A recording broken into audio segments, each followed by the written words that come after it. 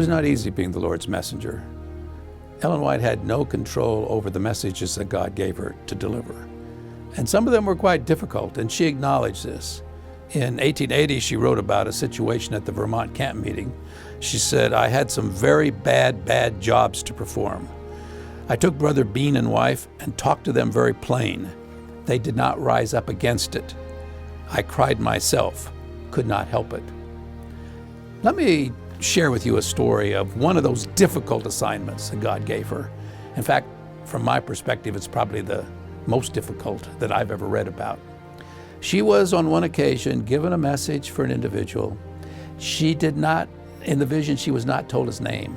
She did not see the person. She just heard a voice. And she was told that when she heard that voice, she was to deliver a message. She didn't recognize the voice. Now, often when God would give her a message for someone, she would know who the person was. And Ellen White was human. And if you've got a bad job to perform, as she just wrote about, why, you could think about it, and I'm going to meet this person, and what am I going to say, and that kind of thing. But she had no advance warning. She was heard a voice in this message and given a message. She didn't know who that person was. So she didn't know when she was going to see the person. Not too long afterwards, she and her husband James arrived at a camp meeting. They got settled, and they walked over to the main tent where a meeting was going on. She seated James in the tent, and then she proceeded to walk down the center aisle of that tent. Now, as near as I could tell from the way the story is set up, there were chairs on both sides. Sometimes chairs are in the middle and you have aisles on each side. Apparently this was, the way the seats were here was there was a center aisle. And she begins to make her way down that center aisle towards the voice that she had heard, and she knew she had to deliver the message. From years of experience, she knew that she had to do what she was told to do, and she had been told, when you hear the voice, deliver the message. Now, the story doesn't tell us this, but in my imagination, I can picture people there in that congregation as the sermon is being preached. There goes Sister White, whispering to each other, there goes Sister White. I wonder what's happening. Wow, look, she's walking right down there towards where the preacher is. Well, back to the story as it's come down to us.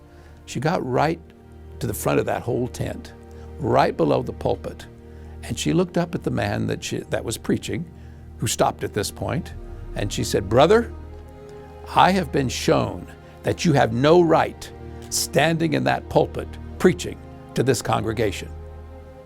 Now, how would you like to deliver a message like that to a preacher who's in the middle of a sermon in front of a full congregation? But that wasn't all.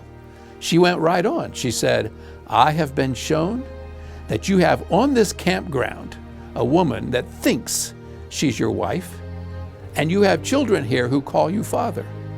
But she said, "I've also been shown that and she named another state in the United States, that you have a woman there that thinks she's your wife, and you have children there who call you father. You have no right standing in that pulpit preaching to this congregation." Now, when you go to the seminary, they teach you to have some kind of a conclusion to your sermon. I don't know what kind, this man probably never went to a seminary, but he certainly would have had a conclusion. And this was not it. But obviously the sermon is concluded. He's through. He's out of there. He's off the platform. He's gone. And Ellen White is left to deal with this shocked congregation. Because here was this man living a double life. And this was back in the early days before there was communication, easy communication. He was gone doing evangelism much of the year, so he just conveniently had a family in this state, and he had another family in another state. And so here she is with this congregation. And I think as a human, since Ellen White was a human, and we often forget that, but she was a human being, I think she must have just sighed a prayer of gratitude to God when out in the congregation a man stood up and said, "I'm Elder so-and-so's brother, and everything that Sister White just said is true. Several years ago, my brother confided in me that he was living a double life, but he made me swear that I would not tell anyone. But what Sister White just said is true."